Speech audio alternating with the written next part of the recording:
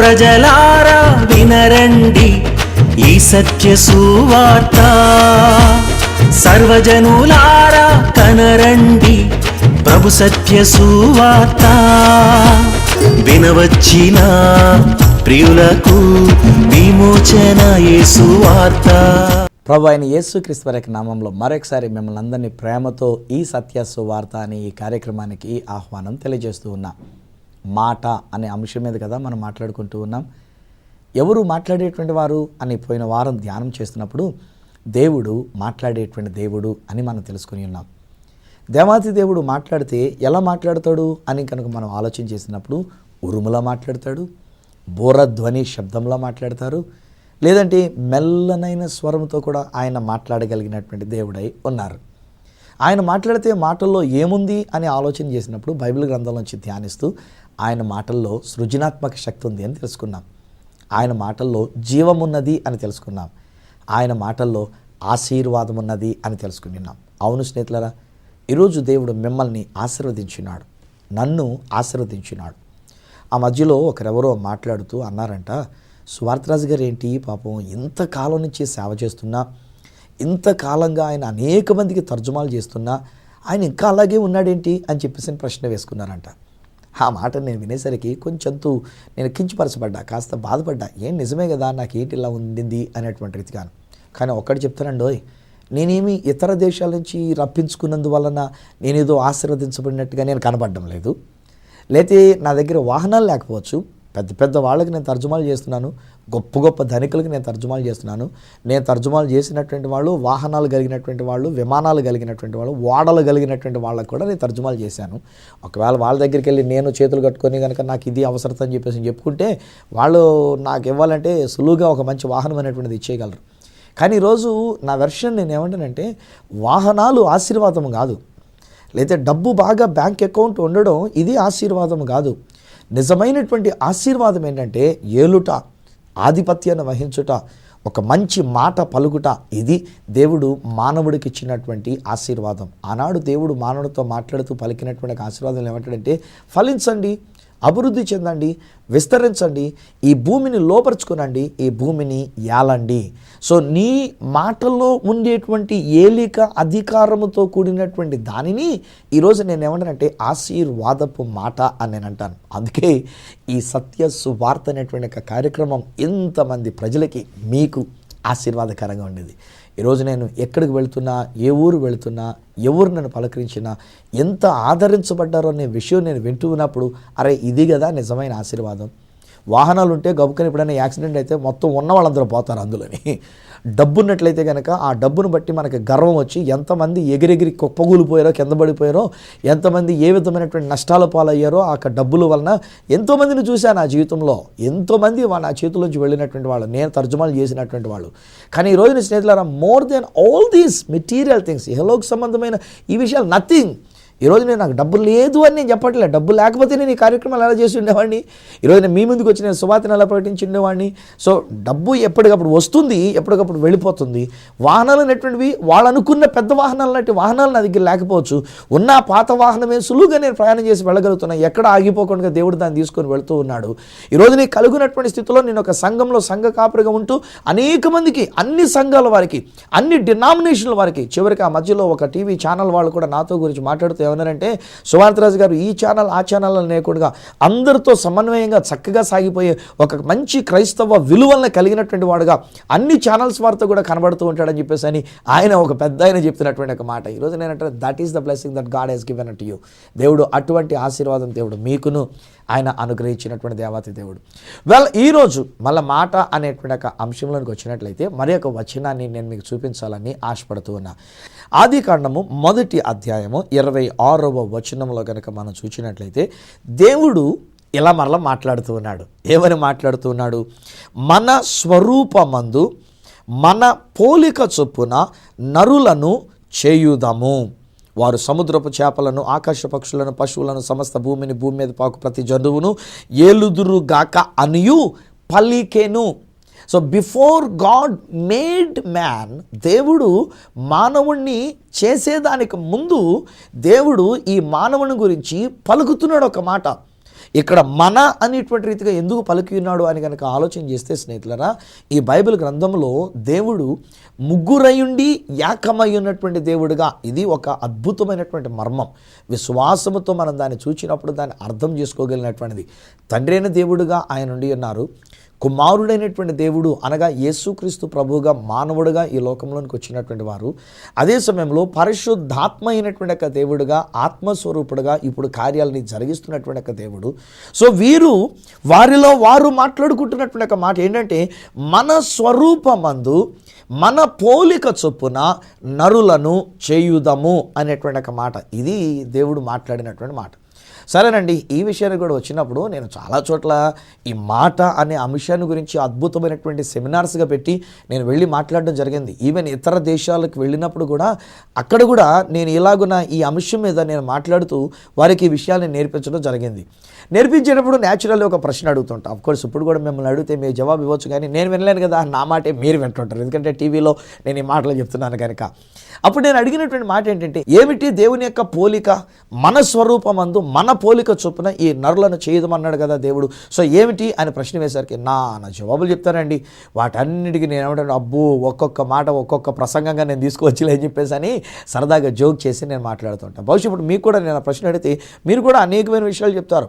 ఏమిటి దేవుని యొక్క స్వరూపము అని చెప్పేసి అంటే, దేవుడు ప్రేమ స్వరూపి కదండి, దేవుడు వెలుగై ఉన్నాడు కదండి, లేదా దేవుడు క్షమాపణ గుణం కలిగి ఉన్నాడు కదండి, ఇది దేవుని యొక్క ఆకారం అని చెప్పేసి అని చెప్తూ ఉంటారు. ఇక్కడ చిన్న జోక్ చెప్తాను వినండి. నేను సాధారణంగా జోకులు వేయడం నాకు చేత రాదు, కానీ బట్ మా ఇంట్లో ఉన్నటువంటి విషయం. నాకు 2 కొడుకులు, ఒక కుమార్తె. అఫ్కోర్స్ 2 కొడుకులు కూడా ఈ రోజుని గొప్ప సేవకులుగా దేవుని చేత వాడబడుతూ ఉన్నారు. పెద్దబాబు బీడీ చేసి బీబీఎం చేసి వాడు దేవుని సేవలో ఉన్నాడు. చిన్నోడు కూడా బీఎస్సీ చేసి యూత్ విత్ మిషన్లో ట్రైనింగ్ అయ్యి తర్జుమాలు చేయడంలో, ప్రసంగాలు చేయడంలో దేవుడు బలంగా వాడుకుంటున్నారు.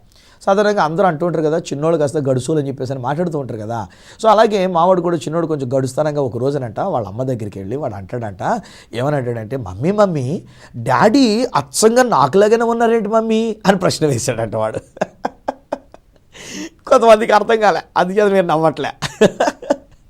అందులో జోక్ ఏంటంటే, నా కొడుకండి వాడు, అప్పుడు వాడు నాకులాగా ఉంటాడా లేకపోతే నేను వాడికిలాగా ఉంటానా? వాడు అంటున్న మాట ఏంటంటే, డాడీ నాకులాగున్నారేంటి అని వాళ్ళ అమ్మ దగ్గరికి వెళ్ళి అడుగుతున్నాడు వాడు అక్కడ ప్రశ్న. చాలాసార్లు దేవుని యొక్క స్వరూపం, దేవుని యొక్క పోలిక అంటే ఇలాగే మనం అనుకుంటాం.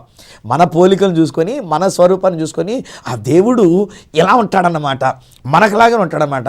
ఈ ముక్కు, ఈ కళ్ళు, ఈ చెవులు, ఈ నోరు, ఇలాంటి ఆకారమైనటువంటి రీతిగా. అలాగే కనుక అనుకుంటే నేను అంటాను కదా, నేను చాలామందికి తర్జుమాలు చేశాను, చాలామంది దగ్గర నిలబడ్డాను నేను. ఒక్కొక్కరు కొంతమంది ఏమో ఎంగానో 43 అంగుళాలు నడుము కలిగినటువంటి వాడు ఎంతలా ఉంటారు. నా నడు 34, 43 అన్నాను నేను. 43 అంగుళాలు నడుము కలిగినటువంటి వాళ్ళు అనుకోండి, అప్పుడు దేవుడు అంతలా ఉన్న దేవుడు అనుకుందామా? కొంతమందికి నేను తర్జుమాలు చేసినప్పుడు ఎత్తరలుగా ఉంటారండి, ఎంగాను 6 అడుగులు ఆజానుబాహులు ఉంటారు. ఎంగాను ఒక్కొక్కరు 6 అడుగుల కంటే ఎక్కువ ఉన్నవాళ్ళు. వాళ్ళ పక్కన తర్జుమా చేస్తే నా నెత్తి మీద కప్పు సూ పెట్టుకొని తాగొచ్చంట వాళ్ళు అంటారు, వాళ్ళు ఇంగ్లీష్లో మాట్లాడేటువంటి మాటలు. సో అలాంటి వాళ్ళు చూసినప్పుడు నేను అంటాను కదా, అయితే దేవుడు 6 అడుగులు ఎత్తా అని చెప్పేసి నేను ప్రశ్న వేసుకుంటే, ఇది కాదండి, ఆయన పోలికలో మనం చేయబడ్డాం. అంతేగాని మనల్ని చూసి దేవుడు ఈ పోలికలు ఉన్నాడని మన ఆకారాలను బట్టి మనం చెప్పుకోవద్దు. అలా అనుకుంటే కనుక నన్ను బట్టి చూసినప్పుడు కేవలం 5 అడుగులు 2 అంగుళాలు అయిపోతాడు దేవుడు. సో కనుక నేను ఇది కాదు పోలిక అంటారు. మరేంటి దేవుని యొక్క పోలిక, దేవుని యొక్క స్వరూపము అని ప్రశ్న వేస్తే, పోయిన వారం చెప్పాను కదా నేను మీతోని, దేవుడు మాట్లాడే దేవుడు. మనం నేర్చుకుంటున్న అంశం కూడా అదే కదా, మాట అనేటువంటి ఒక అంశం మీద కదా మనం వెళుతూ ఉన్నాము. సో దేవుడు మాట్లాడే దేవుడు అయి ఉన్నప్పుడు, నరుని చేసినప్పుడు దేవుడు ఈ నరుని ఎలా చేశాడు అంటే, తన స్వరూపములో, తన పోలికలో, అంటే నరుడు కూడా మాట్లాడేటువంటి వానిగా, ఇది దేవుడు చేసినటువంటిది. మానవుడు మాట్లాడడానికి అన్నట్టుగా we have been created with that formation that we need to speak out. ప్రతి మనిషి కూడా మాట్లాడేటువంటి వారుగా ఉండడానికి, మాట్లాడేటువంటి విధానము దేవుడు మనలో పెట్టి ఉన్నాడు ఆయన. ఇప్పుడు మనం మాట్లాడితే దేవుని పోలికలో మనం ఉండి ఉన్నాము గనక, దేవుని యొక్క స్వరూపములో మనం చేయబడి ఉన్నాము గనక, దేవుని మాటల్లో సృజనాత్మక శక్తి ఉన్నట్లుగా మానవులమైనటువంటి మనం మాట్లాడినప్పుడు మన మాటల్లో కూడా సృజనాత్మక శక్తి ఉంటుంది. అందుకే ఫ్రెండ్స్, నేను చెప్తున్న జాగ్రత్త వినండి, పొరపాటును కూడా ఏ విధమైనటువంటి నెగిటివ్ మాటలు పలకొద్దు. మనం పలికినటువంటి మాటల్లో సృజనాత్మక శక్తి ఉంటుంది. ఒక్కొక్కసారి ఇల్లాలు భర్తను బయటికి పంపించడం ఉంటుంది.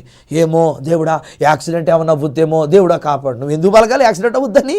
నువ్వు పలకవలసిన మాట ఆశీర్వచనం పలుకు, అంతేగాని యాక్సిడెంట్ అవ్వుద్దేమో అనేటువంటి మాట ఎందుకంటే మనం పలకడం. ఒక్కొక్కసారి మనం అనుకుంటాం, ఒరే బాబు జాగ్రత్త, ఏమో ఎప్పుడు పోతాం మనకేం తెలుసు అని చెప్పి. ఎప్పుడు పోతాం మనకేం తెలుసు అని ఎందుకనాలండి? పోయేది ఎలాగ పోతారు కానీ ఆ మాట ఎందుకు పలకాలి? మన నోటంట మనం పలికినటువంటి యొక్క మాటలో సృజనాత్మక శక్తి ఉంటుంది. అందుకనే దేవుడు అంటున్నాడు, దేవుని యొక్క పోలికలో చేయబడినటువంటి మన యొక్క మాటలో సృజనాత్మకత, మన యొక్క మాటల్లోనే జీవం అనేటువంటిది ఉండినట్లుగా. ఇప్పుడు మనం ఒక మాట పలికామనంటే అది జీవాన్వితమైనటువంటి మాటగా ఉండి ఉండాలి, అంతేగాని మరణాన్ని కలిగించే మాటగా ఉండకూడదు. అంతేకాదు మన మాట పలికితేనే అంటారు కదా, చేతనైనంత మట్టుకు ఆశీర్వాదపు మాటనే మనం పలకాలి. అందుకే దేవుడు మనల్ని సృజించాడు. దేవుడు మాట్లాడే దేవుడు, కానీ దేవుడు మానవుడిని చేసినప్పుడు తన పోలికలో చేసేవనేటంటే, ఒరే మానవా నువ్వు మాట్లాడి సారి, నువ్వు ఒక మాట మాట్లాడితే కనుక సృజనాత్మక శక్తి వస్తుంది, నువ్వు మాట్లాడితే జీవం ఉంటుంది, నువ్వు మాట్లాడితే ఆశీర్వాదం ఉంటుంది, నువ్వు పలికిన మాట అది సత్యమై తీరుతుంది కనుక అవునంటే అవును, కాదంటే కాదు, మాట్లాడు అని చెప్పేసి అని దేవుడి మానవుని చేస్తున్నాడు. కానీ విచారం ఏంటంటే, దేవుడు చేసినవన్నీ చేసినప్పుడు అన్నీ మంచిదిగానే దేవుడు చూశాడంట.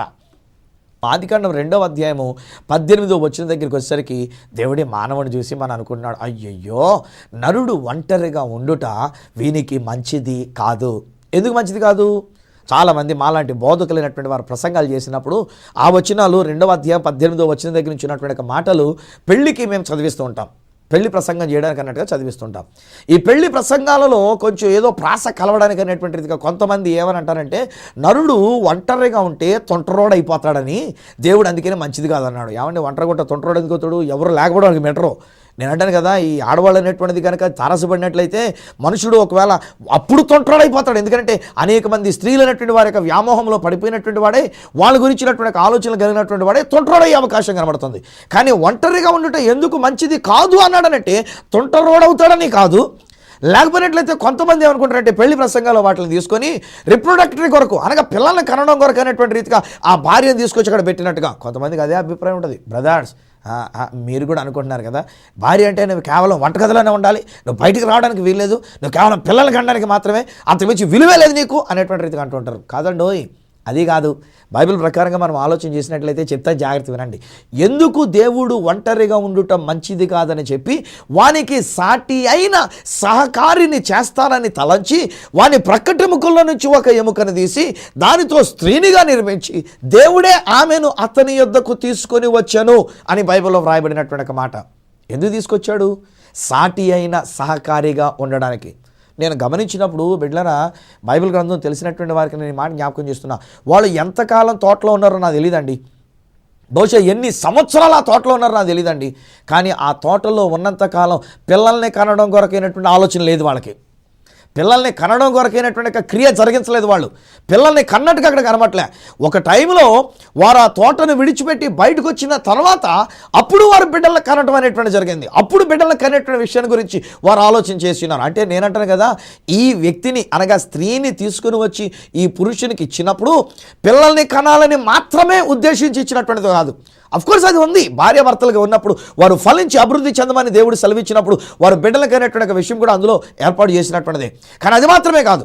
లేకపోయినట్లయితే కనుక ఒంటరిగా ఉంటే తొంటరోడైపోతాడు కనుక వానికి ఒక భార్యను ఇవ్వాలని చెప్పేసి అని అది ఉద్దేశం కాదు. మరి ఏంటంటారు? ఈరోజు మన అంశం ఏంటండి?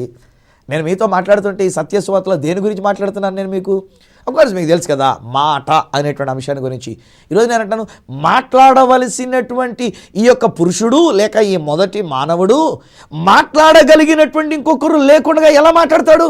అందుకనే ఈ ఆదికాండం 2వ అధ్యాయం 18వ వచనం దగ్గర నుంచి ఉన్నటువంటి మాటలు కనుక మనం చూస్తే, దేవుడని యెహోవా అంట ఈ ప్రతి భూజంతువులను కూడా దేవుడు ఆదాము దగ్గర తీసుకుని వచ్చాడంట. ఆదాము వాటికి ఏ పేరు పెట్టనో ఆ పేరు వాటికి కలిగింది, ఆ వెళ్ళిపోయి. ఉదాహరణ చెప్తాను చూడండి. ఇప్పుడు ఆదాము గారు అక్కడ ఏనుగు వస్తుందండి, ఏనుగుని పిలిచాడు, ఇదిగో ఏనుగాని విట్రా, నీకు ఏనుగు అని పేరు పెడుతున్నాను అని చెప్పేసి అన్నాడు. అప్పుడు ఏనుగు ఏం చేస్తుందండి? గేంకరించి తొండపైగా ఎత్తి ఒక్కసారిగా గేంకరించి వెళ్ళిపోయింది ఆ ఏనుగు అక్కడి నుంచి. ఇలాగ అక్కడ ఆవు కనబడింది. అప్పుడు ఆవుని పిలిచాడు, ఆవు ఇట్రా అని దగ్గరికి వచ్చింది. అది ఈయన మాటకు లోబడుతున్నాడు, ఎందుకంటే అధికారం కలిగినటువంటి వాడు, ఆశీర్వాదం అనే అధికారాన్ని కలిగినటువంటి వాడు కనుక ఆవు ఇట్రా అని చెప్పేసి పిలిస్తే వచ్చింది, ఆవు వచ్చింది అక్కడికి. అప్పుడు ఆవు వచ్చినప్పుడు ఆవుకి అన్నాడు కదా, ఇదిగో నీకు ఆవు అని పేరు పెడుతున్నా అన్నాడు. అంబా అని అరిచింది, వెళ్ళిపోయింది అక్కడి నుంచి. ఈలోగా కుక్క వచ్చింది, కుక్కను పిలిచాడు, కుక్క ఇట్రావే ఇట్లా కుక్క ఇట్రా అని చెప్పేసి పిలిచాను కదా, నీ కుక్క అని పేరు పెట్టాను వెళ్ళు అని చెప్పేసి బావు బావు బావు బావు అంటే వెళ్ళిపోయింది. అది కూడా కాకిని పిలిచాడు, కాకి ఇట్రా, ఇదిగో నీ కాకి అని పేరు పెడుతున్నావు, కావు కావు అంటే అది వెళ్ళిపోయింది. చూడండి, ఇక్కడ మనకి చలోక్తిగా నేను మాట్లాడుతున్నప్పటికీ అందులో ఒక సత్యాన్ని తెలియజేస్తున్నా. భూజంతువులలో ఏది కూడా మానవునికి సాటి అయిన సహకారిగా, మాట్లాడేటువంటి సహకారిగా లేకపోయింది. అందుకు దేవుడు ఆలోచన చేశాడు, ఈ వ్యక్తికి మాట్లాడేటువంటి వాడిగా చేశాను గనక మాట్లాడే ఒక వ్యక్తి కావాలి అని తలంచి దేవుడు ఏం చేశాడంటే స్త్రీనిగా నిర్మించి ఆ యొక్క స్త్రీని తీసుకుని వచ్చి ఆదాము దగ్గర పెట్టినప్పుడు ఏం జరిగిందండి? ఇదే ఆదికాండం 2వ అధ్యాయంలో కనుక మనం చూసినట్లయితే 23వ వచనంలో ఇప్పుడు చూడండి, ఆదాము ఏం చేస్తున్నాడంటే మాట్లాడేటువంటి ఇది ఉప్పొంగిదన్నమాట, ఆయనలో నుంచి మాట బయటికి పెళ్ళుముకిందన్నమాట ఒక్కసారిగా. ఇప్పుడు దాకా వాటికి పేర్లు పెట్టాడు కానీ ఏది ప్రతిస్పందించలేదు. కనుక ఇప్పుడు ఎప్పుడైతే మాట్లాడగలిగినటువంటి ఒక వ్యక్తిత్వం తన ఎదురుగుండగా కనబడిందో మానవుడు చూడండి బెంబెలెత్తిపోలే, అరే నాకులాంటి ఆకారం ఇంకోటి వచ్చింది, ఇది ఎందుకు వచ్చిందిరా అని చెప్పేసి అనుకోలే. నువ్వెవరో నా దగ్గరికి వచ్చావు, నాకులాగా నువ్వు ఉంటావేంటి, నేను ఒక ఉంటాడుగా నువ్వెందుకు వచ్చావు ఎక్కడికి అని చెప్పేసి గొడవ పడలే. అక్కడ ఆయన మాట్లాడుతున్న మాట ఏమంటాడంటే, నా ఎముకలలో ఒక ఎముక, నా మాంసములో మాంసము, ఇది నరునిలో నుండి తీయబడిన గనుక నారి అనబడును అని ఆమెను గురించి మాట్లాడుతుంటే అప్ప ఏమి కావ్యం అండి, ఏమి మాధుర్యం అండి. భార్య భర్తల మధ్యలో కలిగినటువంటి ఏమి అద్భుతమైనటువంటి మాటల సంభాషణ అండి. శ్రీలారా, ఈరోజు నేను చెప్తాను, చాలా కుటుంబాలలో సమస్యలు రావడానికి గల కారణం ఏంటి తెలుసండి? ల్యాక్ ఆఫ్ వర్డ్స్, మాట్లాడుకునుట లేకపోవటం వలన. మాట్లాడుకునేటువంటి తీరిక లేదండి ఈరోజు చాలామంది సిటీలో ఉన్నటువంటి వాళ్ళు కూడా మరి ముఖ్యంగా నేను ఆలోచన చేసినప్పుడు పాపం ఎంత బిజీ అయిపోతూ ఉంటారు. ఆఫీస్కి వెళ్ళాలి ప్రొద్దుటి, మళ్ళీ సాయంకాలానికి సొలసిపోయి వస్తారు. వచ్చినండి ఇంటి పని చేసుకోవాలి, పిల్లలకి మళ్ళీ ట్యూషన్గా చూసుకోవాలి, పిల్లల ఏర్పాట్లు చూసుకోవాలి. ఈలోగా అలిసిపోయారు, సాయంకాలం అయిపోయి భోజనం చేసిన వెంటనే ఎవరికి వాళ్ళు ఇద్దరు కలిసి పడుకుని పోయారు, హాయిగా గొరకపెట్టిన తర్వాత ఉన్నారు, మాట్లాడుకుంటూ లేకపోయింది. But when God created man and women, దేవుడు పురుషుణ్ణి స్త్రీని చేసినప్పుడు దేవుని యొక్క ఉద్దేశం ఏంటంటే ఈ మానవుడు మాట్లాడాలి అనేటువంటి ఉద్దేశంతో దేవుడు చేస్తున్నాడు. నరుడు ఒకరితో ఒకరు మాట్లాడుకున్నట్టు కొరకు అందుకు దేవుడు చేస్తున్నాడు. ఈ మాట ద్వారా వారు ఈ భూమిని ఏలుట కొరకైనటువంటి ఉద్దేశంతో ఇది దేవుడు మానవుడు కొరకు చేసినటువంటి విషయం. దేవుడు మానవుణ్ణి తన స్వరూపంలో తన పోలిక చొప్పున దేవుడు ఈ మానవుడిని చేసినట్లుగా వాక్యంలో మాకు కనబడుతోంది. ఈ విషయానికి వస్తే స్నేహితులారా, బైబిల్ గ్రంథంలో ఎన్నో విషయాలు నేను జ్ఞాపకం చేయగలనండి. ఒకటి మాత్రంగా నేను మీతో పంచుకున్నాను. చూడండి, యెహెజ్కేలు గ్రంథము 37వ అధ్యాయంలో కనుక మనం చూసినట్లయితే దేవుడు ఆ యొక్క ప్రవక్తతో ఒక మాట ఎలాగునంటున్నాడు. ప్రవక్తని ఆత్మవశుడై తీసుకుని వెళ్ళి ఎండిపోయిన ఎముకలు కలిగినటువంటి ఒక లోయలో అక్కడ నడిపిస్తూ దేవుడు ఒక మాట్లాడుతున్నాడు, నరపుత్రుడా ఎండిపోయిన ఎముకలు బ్రతకగలవా అని నన్ను అడగగా, ప్రభువా యెహోవా అది నీకే తెలియనని నేను అంటిని. అందుకు ఆయన ఏమంటాడంటే ప్రవచనం ఎత్తి ఎండిపోయిన ఎముకలతో ఇట్లనుము, ఎండిపోయిన ఎముకలారా యెహోవా మాట ఆలకించుడి. ఈ ఎముకలకు ప్రభువైన యెహోవా సెలవిచ్చినదేమనగా, మీరు బ్రతుకున్నట్లు నేను మీలోనికి జీవాత్మను రప్పించుచున్నాను. చర్మము కప్పి మీకు నరములనిచ్చి మీ మీద మాంసము పొదిగి చర్మము మీ మీద కప్పెదను. మీలో జీవాత్మనుంచగా మీరు బ్రతుకుదురు. అప్పుడు నేను యెహోవానని మీరు తెలుసుకొందురు. ఆయన నాకు ఇచ్చిన ఆజ్ఞ ప్రకారము నేను ప్రవచించుచుండగా గడగడమను ధ్వని ఒకటి పుట్టెను. అప్పుడు ఎముకలు ఒకదానితో ఒకటి కలుసుకొనెను. నేను చూచుచుండగా నరములను మాంసమును వాటి మీదకి వచ్చాను, వాటిపైన చర్మము కప్పాను, అయితే వాటిలో జీవాత్మ ఇంకా ఎంత మాత్రమును లేకపోయాను. అప్పుడు మరలా దేవుడు అన్నాడు, నరపుత్రుడా జీవాత్మ వచ్చినట్లు ప్రవచించి ఇట్లనము, ప్రభువుకు యెహోవా సెలవిచ్చినదేమనగా, జీవాత్మ నలు దిక్కుల నుండి వచ్చి హతులైన వీరు బ్రతుకున్నట్లు వారి మీద ఊపిరి విడువము. ఆయన నాకు ఆజ్ఞాపించినట్లు నేను ప్రవచింపగా జీవాత్మ వారిలోనికి వచ్చాను. వారు సజీవులై లేచి లెక్కింప శక్యము కాని మహాసైన్యమై నిలిచిరి. ఇదండి మాట్లాడే విధానం. స్నేహితులారా, దేవుడు కోరుతున్నటువంటిది ఎందుకు మానవుడిని దేవుడు చేస్తున్నాడు అని కనుక మనం ఆలోచన చేసినట్లయితే, so that you can have dominion over this creation. దేవుడు సృజించినటువంటి యొక్క సృష్టి విషయంలో నీవు ఆధిపత్యాన్ని కలిగి ఉండడానికి. ఆధిపత్యం కలిగినప్పుడు ఎలా మాట్లాడతాడు చూడండి, దేవుడు అక్కడ మాట్లాడమే చేస్తున్నాడు. యెహెజ్కేలు ప్రవక్తతో దేవుడు మాట్లాడుతున్నప్పుడు ఏం చెప్పాడంటే, నరపుత్రుడా మాట్లాడు. అంతేగాని ఈ రోజుల్లో ఏమైపోయిందంటే మానవుని యొక్క జీవితంలో చివరికి క్రైస్తవ బిడ్డలైనటువంటి వారు, క్రైస్తవ బోధకులమైనటువంటి మనం కూడా మన యొక్క మాటలు ఏ రీతిగా తయారైపోయినారంటే మాట్లాడవలసిన విధంగా మనం మాట్లాడలేకపోతూ ఉన్నాం. ప్రార్థన అనేటువంటి అంశం వచ్చినప్పుడు, లేక ఏదైనా ఒక సమస్య మనకు వచ్చినప్పుడు మనం చేస్తున్న విధానం ఏంటంటే దేవుడికి మొరపెట్టుకుని దేవుడు చెప్తాం, దేవుడా దేవుడా ఈ కార్యాన్ని చేయనైనా, దేవుడా దేవుడా వీళ్ళకి జీవాత్మ నీనైనా, దేవుడా దేవుడా వీరికి స్వస్థత ఈయనైనా, దేవుడా దేవుడా వీరి కొండను తీసేనైనా. మార్క్స్ వార్త 11వ అధ్యాయము 23-24 వచనాలు చెప్పబడుతున్నటువంటి మాటలు అక్కడ. ఎవడైనను ఈ కొండను చూచి నీవు ఎత్తబడి సముద్రంలో పడవేయబడుమని చెప్పి తన మనసులో సందేహింపక తాను చెప్పినది జరుగునని వాడు నమ్మిన యెడల వాడు చెప్పినది జరుగును అని. ఇది దేవుని యొక్క వాక్యాన్ని బట్టి చెప్పబడుతున్నటువంటి మాట. స్నేహితులారా, దేవుడు నిన్ను సృజించింది ఎందుకు అనంటే ఆశీర్వాదం అనే ఆధిపత్యాన్ని నువ్వు కలిగొండి పలకవలసిన విధంగా పలకడానికి. యెహెజ్కేలు ప్రవక్తతో దేవుడు మాట్లాడుతూ చెప్తున్నటువంటి మాట ఏంటంటే, నరపుత్రుడా మాట్లాడు. ఏమని మాట్లాడాలి? దేవా ఈ ఎండిపోయిన ఎముకలు బతికించు కాదు, ఏ ఎండిపోయిన ఎముకలారా మీరు బ్రతకండి అని పలకండి. ఎండిపోయిన ఎముకలారా మీ మీద నరములు తొడిగి చర్మము తొడిగి మీరు బ్రతుకుదురు గాక అని ప్రకటించాలి. జీవాత్మ నలు దిక్కుల నుంచి వచ్చి వీరిని కప్పు వీరులనికి రా అని చెప్పేసి పలికితే ఆయన మాట్లాడుతూ ఉంటుండగానే గడగడమను శబ్దం. ఎస్, నజరుడైన యేసు నామములో నేను చూస్తున్నా. దైవజనుడుగా నేను ఇక్కడి నుంచి మాట్లాడుతూ ఉంటుండగా, దేవుని చేత అభిషేకింపబడిన వ్యక్తిగా నేను ఇలా మాట్లాడుతూ ఉంటుండగానే, దేవుని యొక్క మాటను సత్య సువార్తగా నేను మీకు అందిస్తూ ఉంటుండగా గడగడమను శబ్దముతో ఆ ఎముకలు ఒకదానితో ఒకటి కలుస్తున్నటువంటిది. విరిగిపోయిన ఎముకలు అతకబడును గాక. నజరుడైన యేసు నామములో నేను ప్రకటిస్తున్నా. ఆ వ్యాధి బలహీనతలు తొలగిపోవును గాక. నజరుడైన యేసు నామములో నేను ప్రకటిస్తున్నా. మీ కుటుంబంలో ఎదురవుతున్నటువంటి సమస్యలని, ఎదురవుతున్న గొడవలు దెబ్బలాట్లన్నీ తొలగిపోవును గాక. నజరుడైన యేసు నామములో సమాధానం వచ్చును గాక. జీవాత్మ మీ ఇంటిలోనికి వచ్చును గాక. జీవం అనేటువంటి వెలుగు మీ ఇంటిలోనికి వచ్చును గాక. యేసు నామములో నేను ప్రకటిస్తున్నా. దైవజనుడుగా అభిషక్తుడిగా ఎప్పుడైతే దేవుని యొక్క మాటను సత్య సువార్తగా నేను ప్రకటిస్తున్నాను స్నేహితులారా, ఇది సత్యం. ఈ రోజు జరగవచ్చు, రేపు జరగవచ్చు, వచ్చే వారం జరగవచ్చు, వచ్చే నెలలో జరగవచ్చు, డజంట్ మ్యాటర్, అది నాకు అనవసరం. మాట పలికించిన దేవుడు ఆయన దాన్ని నెరవేరుస్తున్నాడు. యేసు నామములో విడిపోయిన భార్య భర్తలు ఏకమగుదురుగాక. నజరుడైన యేసు నామములో మీ యొక్క బిడ్డల యొక్క జీవితం స్థిరపరచబడును గాక. వివాహము కాకుండా ఉండినటువంటి వారి యొక్క జీవితంలో వారికి వివాహము జరుగును గాక. నజరుడైన యేసు నామములో నేను ప్రకటిస్తున్నా. చాలా కాలంగా బిడ్డలు లేని గొడ్రాళ్ళు తరుముతుండినటువంటి సహోదరి, నజరుడైన యేసు నామములో నీ గర్భములో బిడ్డ ఏర్పడును గాక. యేసు నామములో నువ్వు బిడ్డలను కలిగినటువంటి తల్లిగా నువ్వు జీవించుదువు గాక. నజరుడైన యేసు నామములో నేను ప్రకటిస్తున్నా. ఇది దేవుడిచ్చిన ఆశీర్వాదం. అంటే వాహనాలు డబ్బులు ఎవడు కావాలండి, అవి ఉన్నవాడే లేకపోయినాడు. ఆఫ్టర్ ఆల్ అవన్నీ కూడా దేవుడు అంటాడు కదా, ఆయన నీతి న్యాయ రాజ్యాన్ని మొదట వెతికితే ఇవన్నీ వాటంతటవే వస్తాయని ప్రభు సెలవిచ్చిన రీతిగా వస్తాయి. ఈ టీవీ కార్యక్రమానికి కావాల్సినటువంటి డబ్బులు ఖర్చు అవుతున్నది, వెళుతూనే ఉంటాయి. ఈరోజు డబ్బు ఆశీర్వాదం కాదు. నిజమైన ఆశీర్వాదం ఏంటంటే అధికారం కలిగినటువంటి వ్యక్తిగా నువ్వు మాట్లాడడానికి. అందుకే దేవుడు నిన్ను నన్ను సృజించాడు. అందుకే దేవుడు మనల్ని ఏర్పాటు చేసుకున్నాడు. దేవుడు అంటాడు, నా స్వరూపంలో నా పోలిక చొప్పున నేను నరులను చేస్తానని చెప్పేసి ఆయన నరులను చేసినాడు. ఎందుకు? ఆధిపత్యాన్ని చలాయించడానికి, ఈ భూమిని ఏలడానికి, చీకటిని పారద్రోలడానికి, వెలుగును మనం ప్రకటించడానికి, సృజనాత్మకత అక్కడ జరగడానికి, జీవాన్ని మనం ప్రకటించడానికి, ఆశీర్వాదాన్ని అక్కడ ప్రకటించడానికి. తల్లిదండ్రులు లేనటువంటి వారికి నేను చెప్తున్నాను, ఈ మాట జాగ్రత్త వినండి. బిడ్డలు బయటకు వెళుతున్నప్పుడు మీరు ఆశీర్వదించి పంపించండి. అమ్మ, సిస్టర్ గారు, నీ భర్త ఆఫీస్కి వెళ్తున్నప్పుడు ఆశీర్వదించి పంపించమ్మా.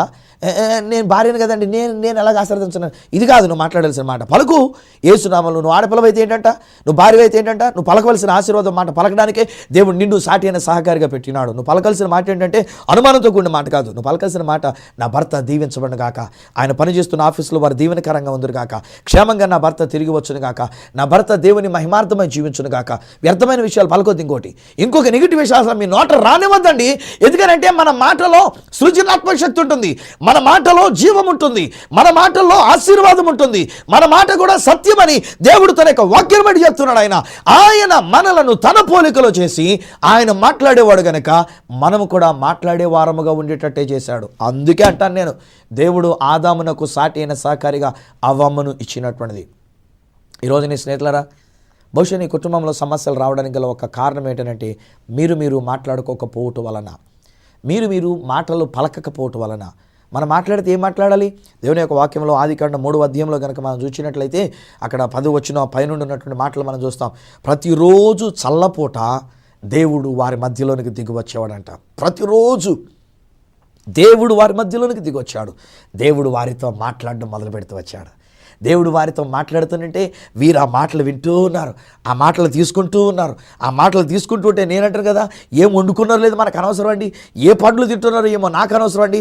దేవుని యొక్క వాక్యాన్ని బట్టి నేను అంటాను కదా, ఆయన నోట నుండి వచ్చు ప్రతి మాట వలన జీవించునని వ్రాయబడిన ప్రకారంగా నేను అనుకుంటాను. ప్రతిరోజు వచ్చినప్పుడు ఆ మాట రీఛార్జింగ్ అవుతుంది అన్నమాట. మనందరికీ సెల్ ఫోన్స్ ఉన్నాయి కదా, సాయంకాలం అయ్యేసరికి మనం ఇంటికి వచ్చిన తర్వాత మళ్ళీ సెల్ ఫోన్ రీఛార్జింగ్ పెట్టుకుంటూ ఉంటాం.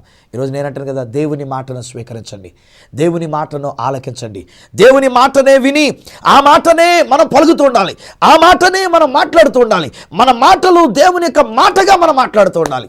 ఈరోజు నేను ఒక మాట చెప్తాను స్నేహితులారా, దేవుడు మమ్మల్ని ఆశీర్వదించి నా కుమార్తెను దీవించి మాకు ఒక మనవడిని ఇచ్చాడు. వాడు ఇప్పుడు 3వ నెలలో ఉన్నాడు, ఆల్రెడీ 3వ నెల దాటిపోయిందిలేండి ఆల్రెడీ. సో 3వ నెల దాటి ఈ వయసులో ఉంటుండగా వాడు ఇప్పటికీ ఆల్రెడీ 3వ నెల రాకముందు నుంచే అట్లా ఉండేవాడు. ఏదో మాట్లాడడానికి ప్రయత్నం చేస్తుండేవాడు. మేము ఎంత అయిపోతుండేవాళ్ళం, అబ్బో మావాడు మాట్లాడుతున్నాడు, మనవాడు మాట్లాడుతున్నాడు అని ఎంచక్క మాట్లాడుకుంటూ ఉన్నాం. నేను అనుకుంటాను వాడినే కనుక ఇప్పుడు వాళ్ళ అమ్మ వాడిని తీసుకెళ్ళి ఏదన్నా ఒకవేళ అమెరికాకు తీసుకెళ్ళి పెట్టింది అనుకోండి, ఆ తర్వాత కొంతకాలానికి వాడు నేర్చుకునేది అమెరికా భాష, ఇంగ్లీష్ భాష నేర్చుకుంటాడు. ఒకవేళ వాళ్ళ అమ్మ వాళ్ళ నాయన వాళ్ళిద్దరు కలిసి తమిళనాడుకి వెళ్ళిపోయారు అనుకోండి, వాడు అక్కడ ఖచ్చితంగా తమిళ భాష నేర్చుకుంటాడు. వాడు ఆంధ్రాలోనే ఉన్నాడు అనుకోండి, మన ఆంధ్రాలో ఉన్నటువంటి తెలుగు భాష అనేటువంటి నేర్చుకుని వాడు మాట్లాడతాడు. ఎందుకైంది అది? వాడు మనం మాట్లాడుతుంటే వింటున్నాడు. నా కూతురు అంటుంది, డాడీ మీరు వచ్చినప్పుడు ఒకవేళ లేట్ నైట్ వచ్చినా కానీ మీరు లేపి వాడితో మాట్లాడుతుంటే వాడని చక్కగా మీతో మాట్లాడుతున్నాడు డాడీ, మురిసిపోతా ఉంటుంది నా కూతురేం గాను. నేనేమో ఈ పిల్లోడు మాట్లాడుతున్నా ఆవు ఆవు అంటూ మాటలు చూసి నేను మురిసిపోతా ఉంటా. నేనేమో నా తెలుగులో మాట్లాడుతా, ఆరనన్నా అమ్మ కొట్టిందారా, అమ్మ మాట్లాడిందమ్మా, అమ్మ మంచిగా దీవించిందిరా నిన్ను, ఏసై నేను దీవించను కాకరా, ఏసై నేను బాగు చేయను కాకరా, ఏసై నీకు తోడైనాడు రాని నేను ఎలా మాట్లాడుతుంటే రాను రాను వాడు వింటూ వింటూ ఏం చేస్తాడు, రేపొద్దున వాడు అదే మాట పలుకుతుంటాడు, యేసుని గురించినటువంటి మాటని. ఈరోజు నేను చెప్తున్నా స్నేహితులారా, నీవు దేవుని పోలికలో చేయబడి ఉన్నావు. ఎందుకనంటే మాట్లాడడానికి. అందుకే దేవుడు నీకు సాటిన సహకారాన్ని ఇచ్చినాడు. భార్య భర్తలు మీరు మాట్లాడవలసింది దేవుని యొక్క మాటనే తప్ప మరొకటి కాదు. ఈ వాక్యాన్ని, ఈ సత్య సువార్తనే మనం మాట్లాడవలసిన వారమై ఉంటున్నాం. ఎప్పుడైతే ఈ మాట మనం మాట్లాడుతూ ఉంటామో మనము జీవము కలిగిన వారమై ఉంటాం, ఇతరులకు జీవాన్ని ఇచ్చే వారమై ఉంటాం, మనం వెలుగు కలిగిన వారమై ఉంటాం, ఇతరులకు వెలుగు ఇచ్చేటువంటి వారమై ఉంటాం, మనం ఆశీర్వదించబడుతున్నాం, ఇతరులకు ఆశీర్వాదకారంగా ఉంటాం. ఏం విలువైనటువంటి సత్యాలండి. వచ్చే వారం కూడా ఇది నేర్చుకోవడానికి మళ్ళీ మిమ్మల్ని ప్రేమతో నేను ఆహ్వానిస్తున్నాను, మిమ్మల్ని దీవిస్తూ నేను ప్రార్థిస్తున్నాను. యేసు నామములో ఈ కుటుంబం దీవించబడును గాక. నా చూడని యేసు నామంలో ప్రభువా, నీవు నన్ను బ్రతికించి ఉంచింది, నీవు నన్ను జన్మింపజేసింది వీరిని దీవించడానికే, ఈ సత్య సువార్తలో నీ ఆశీర్వాదాన్ని పలకడానికి వీరు ఆశీర్వదించబడుదురు గాక, వీరి బిడ్డలు దీవించబడుదురు గాక, ఆరోగ్యములతో వీరుందురు గాక. యేసు నామములో నేను ప్రార్థిస్తున్నాను. నా చూడని యేసు నామములో వీరి ప్రతి అవసరత తీర్చబడును గాక, సమాధానం వీరి కలుగును గాక, సంతోషం వీరి కలుగును గాక, సమృద్ధి కలిగిన వారు ఎందురు గాక. నేను పలికిన మాటలను సృజనాత్మక శక్తిని బట్టి లేని వాటిని ఉన్నట్టుగా పిలిచే దేవుడు గనక నేను పలికిన మాట ప్రకారంగా వీరికి జరుగునుగాక నేను ప్రార్థిస్తున్నాను. నీ జీవాత్మతో వారు నింపబడుదురుగాక, నీ జీవముతో వారు ఉందురుగాక, నీ ఆశీర్వాదము పొందినటువంటి వారై వారు మాట్లాడవలసిన ప్రకారంగా నీ మాటనే, నీ సత్య సువార్తనే వారు మాట్లాడినట్లుగా అటువంటి కృప వీరికి కలుగునుగాక. యేసు నామములో వీరిని, వీరి కుటుంబాన్ని ఆశీర్వదిస్తూ దీవిస్తూ ప్రార్థిస్తున్నాను తండ్రి, ఆమేన్. తండ్రి, కుమార, పరిశుద్ధాత్మలను త్రియేక దేవుని దీవెన ఆశీర్వాదం ఆయన బిడ్డలుగా మీకు, మీ కుటుంబానికి తోడయండి, మిమ్మల్ని సదా ఆశీర్వదించి నడిపించును గాక. Amen, amen. ఒకవేళ ఈ విషయంలో మీరు ఇంకా ఏదైనా తెలుసుకోవాలని కోరుకుంటే స్నేహితులారా, ఒక్క 28 నిమిషాల్లో సబ్జెక్ట్ అంతా చెప్పడం కష్టమే కనుక మీకు ఏదైనా విషయాలు అనుమానం ఉంటే మీరు ఉత్తరం ద్వారా మీరు రాసి తెలియజేయండి. ఏదైనా విషయాలు తెలుసుకోవాలనుకున్నటువంటి వాటిని ఉత్తరం ద్వారా తెలియజేయండి. నేను మరల ఎపిసోడ్స్లో వచ్చేటప్పుడు వాటి యొక్క వివరాలు కూడా మీకు తెలియజేయడానికి నా వంతు ప్రయత్నం చేస్తాను ఈ సత్య సువార్తతో. కనుక మీరు రాయవలసినటువంటి ఆ చిరునామా ఈ సత్య సువార్త, సామర్లకోట 533440, తూర్పుగోదావరి జిల్లా, ఆంధ్రప్రదేశ్. అడ్రస్ మరొకసారి ఈ సత్య సువార్త, సామర్లకోట్ 533440, ఈస్ట్ గోదావరి డిస్ట్రిక్ట్, ఆంధ్రప్రదేశ్. అప్పటికి ఫోన్ చేయాలనుకుంటే మా ఫోన్ నెంబర్స్ 9848110907, మరొక నెంబర్ 9440040992. ఒకవేళ ఈమెయిల్ మీరు తెలియజేయాలనుకున్నట్లయితే నా ఈమెయిల్ ఐడి ఈ satyasuvartha@gmail.com, info@suvarthraju.com. మనం వచ్చే వారం మాట అనే అంశంతో మరొక అద్భుతమైనటువంటి సందేశంతో మీ ముందుకు వచ్చేటంత వరకు మీ దగ్గర సెలవు తీసుకున్న మీ సహోదరుడు ఈ సత్య సువార్త రాజు.